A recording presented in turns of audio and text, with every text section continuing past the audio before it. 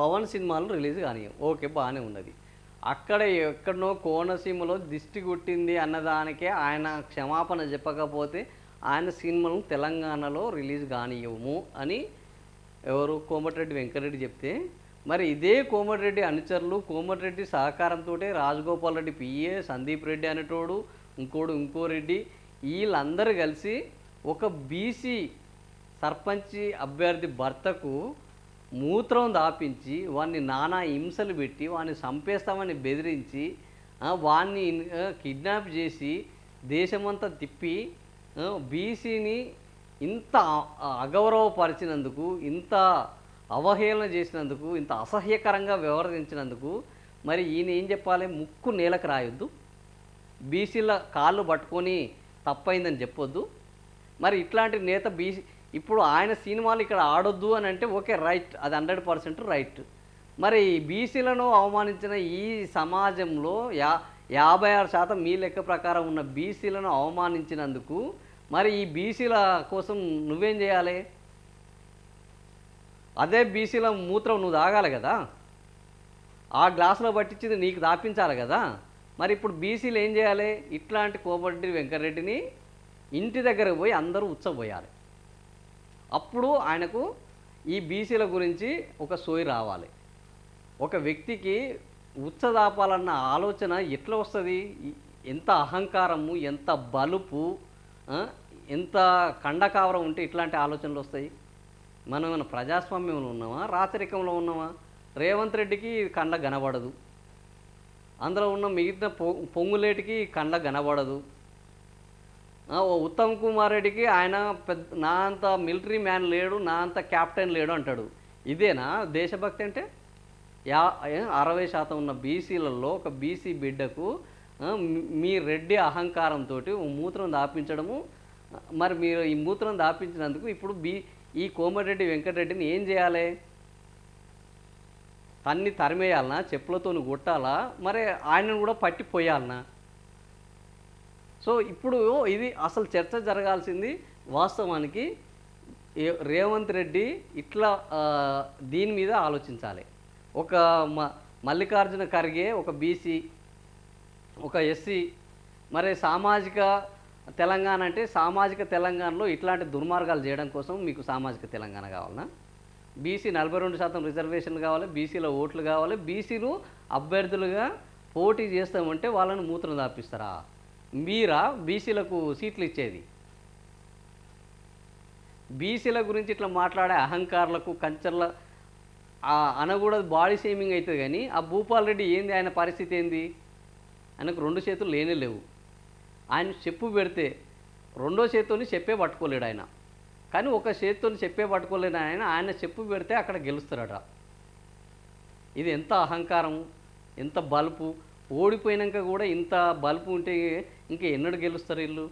ఇట్లాంటి వాళ్ళు అసలు ఉండడం అవసరమా?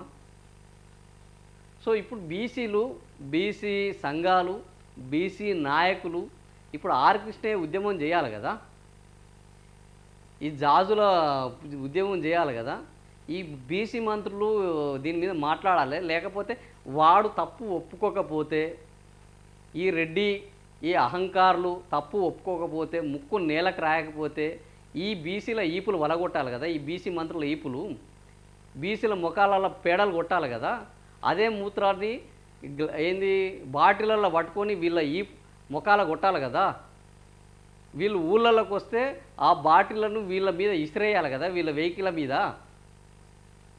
సో ఇది జరగాలి కదా.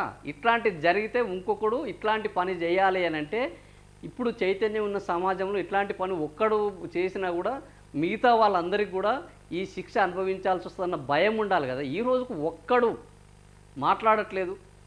ఒకడో నా చెప్పు పెడితే బీసీలు గెలుస్తాడు అంటాడు, ఒకడో మూత్రం దాపిస్తాను మీ బతికెంత మీరెంత మీరు కూడా నామినేషన్ వేస్తారా అంటాడు వాడు.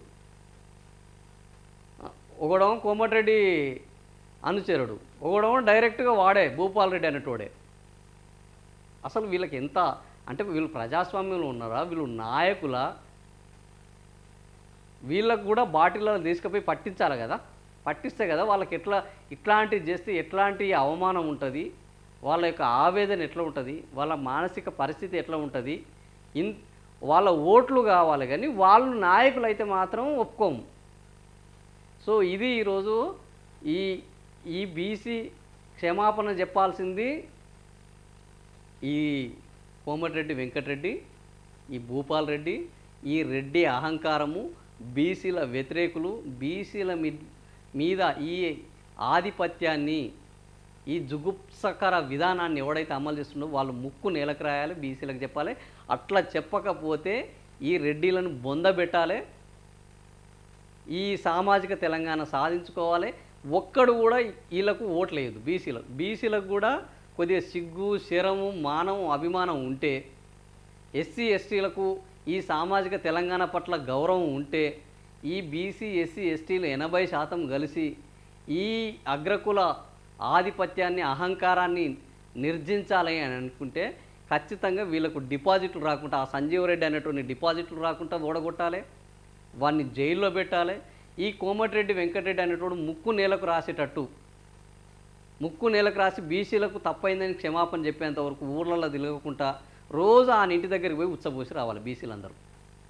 అప్పుడు కేసీఆర్ మేము గట్టిగా ఉచ్చబోస్తే కొట్టుకపోయేంత మంది ఉన్నారా ఇక్కడ, మీరు తెలంగాణ గురించి మాట్లాడితే ఒక్కొక్కడు ఉండరని చెప్పారు. ఇప్పుడు ఇదే విధానాన్ని తెలంగాణ ప్రజలు అటు భూపాల్ రెడ్డి గారి ఇంటి దగ్గరికి పోయి అందరు చెప్పులు వేసి రావాలి. ప్రతి ఒక్క బీసీ తీసుకుపోయి ఒక్కొక్క చెప్పుని ఆ ఇంటి దగ్గర వేసి రావాలి. అదొక చెప్పుల స్టాండ్ చేయాలి. ఈ ఇంటి దగ్గర పోయి ఉచ్చబోసి రావాలి. రోజు ఉదయం పోయి అందరూ పోయి ఉచ్చబోసి రావాలి. అప్పుడు వానికి అర్థమవుతుంది. ఇంత అహంకారం ప్రజాస్వామ్యంలో పనికిరాదు. సో ఇట్లాంటి ఈయనకు కావాలి, ఇలా తమ్మునికి కావాలి పదవులు, మిగతా ఏంది ఆయన అనుచరులకు కావాలి. మొన్న ఈయన ఇంకొక అనుచరుడు ఉన్నాడు, నాకు ఆర్టీసీ ఆడవాడు గుమ్మని ఆయన వాడు ఉన్నాడు, నాకు ఆర్టీసీ చైర్మన్ పదవి కావాలంటాడు. కొన్ని ఏమో మొత్తం వాడో రెడ్డే, మొత్తం మీకే అయితే మరి ఇక్కడ ఉన్న బీసీలు ఏం కావాలి, ఎస్సీలు ఏం కావాలి, ఎస్టీలు ఏం కావాలి, మిగిలిన సామాజిక వర్గాలు ఏం కావాలి? అన్ని రెడ్డిలకే పోతే మరి ఇది ఎవరి కోసం ఈ తెలంగాణ తెచ్చుకున్నది? సో మీ రెడ్డి అహంకారం ఎంతకాలం ఇంకా ఇది కొనసాగేది? తెలంగాణ వచ్చింది రెడ్డిల మీకు పదవులు ఇవ్వడం కోసమా? సో సామాజిక తెలంగాణని మాట్లాడే ఇంకా కొంతమంది బయటికి వెళ్ళి ఇప్పుడు తిరుగుతున్నారు కదా, వాళ్ళు ఎందుకు మాట్లాడతలేరు ఈ కాంగ్రెస్ ఈ దౌర్భాగ్యం మీద? సో ఇది మనం చర్చ జరగాల్సింది. వాస్తవానికి ఈ రకమైన చర్చ బీసీలో రావాలి, చైతన్యం ఎస్సీ ఎస్టీలో రావాలి. ఈరోజు ఈ పరిస్థితి ఆడ బీసీ వేసాడు కాబట్టి అది బీసీ రిజర్వ్ అయింది కాబట్టి, ఆడ ఎస్సీ వేసినా అదే పరిస్థితి జరుగుతుంది, ఎస్టీ వేసినా అదే పరిస్థితి జరగదు. అది బీసీ పట్ల వ్యతిరేకత కాదు, వాళ్ళకున్న ఏంది అగ్రవర్ణ అహంకారం. అది మేము కాకుండా ఇంకెవ్వడేసినా కూడా ఇదే పరిస్థితి. అక్కడ ఉన్న రెడ్డోని కూడా బెదిరించినట, అదే అహంకారం ఈయన అనుచరులనే అహంకారం. ఓ వైపు ఎదిగిన కొడుకు ఏంది కార్ యాక్సిడెంట్లో సస్తే కూడా నీకు సోయి రావట్లేదు, మానవత్వం ఇంకా పరిడవిలించలేదు, సమాజం పట్ల అవగాహన లేదు. నువ్వు ఈ ఎన్నికల్లో మాట్లాడాల్సింది ఏంది? పవన్ కళ్యాణ్ ఏంది క్షమాపణ చెప్పాలనా? నువ్వు కదా క్షమాపణ చెప్పాలి. నీ అనుచరుడు ఇట్లా చేస్తే తప్పైందిరా, వాడిని తీసుకొచ్చి వాడిని సస్పెండ్ చేయించి వాడిని అభ్యర్థి నామినేషన్ చేయించి వీడిని ఏకగ్రీవం చేయించి బీసీ అభ్యర్థిని నామినేషన్ చేయించి ఏకగ్రీవం చేయించి అక్కడ నువ్వు అసలు ఒకవేళ ఈయన ఏకగ్రీవం కాకపోతే వాడిని కూడా విత్డ్రా చేస్తే మళ్ళీ ఎన్నికలు పెడతారు. మళ్ళీ ఎన్నికలు పెట్టినప్పుడు ఆ బీసీని ఏకగ్రీవం చేయించి వాడిని ముక్కు నేలకు రాయిస్తే కదా అప్పుడు నీకు బీసీల పట్ల గౌరవం అనేది తెలిసేది. అప్పుడు కదా నీ ఇంటి చుట్టూ ఎవడు ఉచ్చబోయకుండా ఉండేది.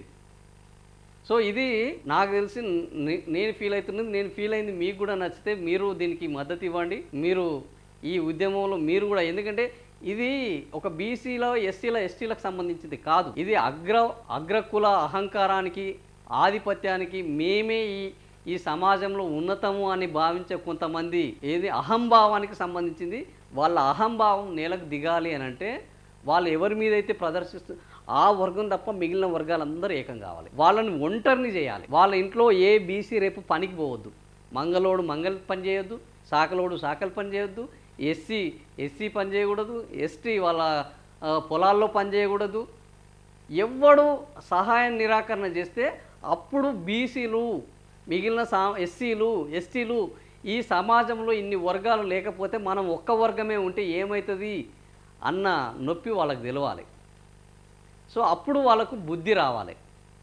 అప్పుడు వాళ్ళ చెప్పుని నిలబెడితే అంటే ఆ చెప్పు తీసుకొని కొడితే వాళ్ళకు చెప్పుల సంగతి ఏందో తెలవాలి. చెప్పుకు ఓటేస్తారా ఎవడన్నా? నా చెప్పును పెట్టిన నిలబెట్టిన అంటే నీకు ఎంత బల్పు ఉన్నట్టు. సో ఇట్లాంటి బల్పు దిగాలి అని అంటే రెడ్డి వ్యతిరేక శక్తులన్నీ ఏకం కావాలి.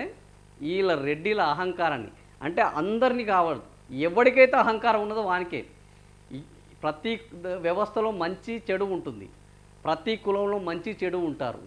ఈ నిమ్న వర్గాల్లోనూ అహంకారులు ఉంటారు, ఉన్నత వర్గాల్లోనూ అత్యంత అద్భుతంగా పనిచేసిన వాళ్ళు ఉంటారు. సో ఇక్కడ పీజీఆర్ లాంటి గొప్ప నాయకులు ఉన్నారు. సో అట్లాంటి ఏంది పేదలను కడుపులో పెట్టుకొని చూసుకున్న నాయకులు అనేక మంది ఉన్నారు. అన్ని కులాల్లో ఉన్నారు, అన్ని వర్గాల్లో ఉన్నారు. కానీ ఇట్లాంటి ఈ దుర్మార్గపు అహంకారులు ఉన్నారు కదా, ఈ భూపాల్ రెడ్డి, ఈ కోమటిరెడ్డి, ఇట్లాంటి అహంకారులు, వీళ్ళకి బుద్ధి చెప్పాలి. ఇట్లాంటి అహంకారంతో ఉన్న ఎవరికైనా బుద్ధి వస్తుంది అన్న భయాన్ని కల్పించాలి. సో అట్లాంటి పనులకు శ్రీకారం చుట్టాల్సింది, అట్లాంటి పనులను పూర్తి చేయాల్సింది ఈ ఎవరైతే అవమానం ఎదుర్కొన్న జాతులు వర్గాలు ఉన్నాయో వాళ్ళే చేయాలి. మిగతా ఎవ్వడు రాడు. రేవంత్ రెడ్డి మాట్లాడు, ఉత్తమ్ కుమార్ రెడ్డి మాట్లాడు, గుత్తా సుఖేందర్ రెడ్డి మాట్లాడు, ఇంకెవ్వడు మాట్లాడు. ఎందుకంటే ఇదంతా ఒకటే వర్గం. కాబట్టి నిజంగా ఇప్పుడు ఈ వర్గం బీసీల సామాజిక తెలంగాణ కావాలన్నా, 42% కావాలన్నా రేపు ఈ మహేష్ కుమార్ గౌడ్ మాట్లాడాలి, పొన్నం ప్రభాకర్ మాట్లాడాలి, కొండా సురేఖ మాట్లాడాలి, వాకిటి శ్రీహరి మాట్లాడాలి. బీసీ నాయకులు కాంగ్రెస్లో బీసీలమని చెప్పుకునే బీసీల ఓట్లు అడిగే ప్రతి ఒక్క నాయకుడు ఈ కోమటిరెడ్డి ఈ ముక్కు నేలకు రాసి బీసీలకు క్షమాపణ చెప్పాలి. అదే గ్రామంలో బీసీకే ఆ సీటు కేటాయించాలి, బీసీని ఆ సర్పంచ్ చేయాలి, అక్కడ ఉన్న రెడ్డిలను వీళ్ళకు బానిసలుగా మార్చాలి. అప్పుడు కానీ నిజంగా బీసీ వాదము గెలిచినట్టు కాదు, బీసీల ఆత్మగౌరవం నిలిచినట్టు కాదు. మీరు చెప్పే బీసీ రిజర్వేషన్లు కానీ సామాజిక తెలంగాణ కానీ వచ్చినట్టు కాదు. లేకపోతే అది ఒక నినాదం అవుతుంది, బీసీలకు మీరు నయవంచనే అవుతుంది. సో ఈ దానికి మీరు ఖచ్చితంగా సహకరించాలి. మీరు సహకరించకపోతే అది ఏ ఒక్కరికి నష్టం కాదు, బీసీలు అందరికీ నష్టం, ఈ సమాజానికి నష్టం. ఇలాంటి అహంకారాల వల్ల ఈ సమాజానికి నష్టం అనేది వాళ్ళు గుర్తించేటట్టు మనం వివరించాలి.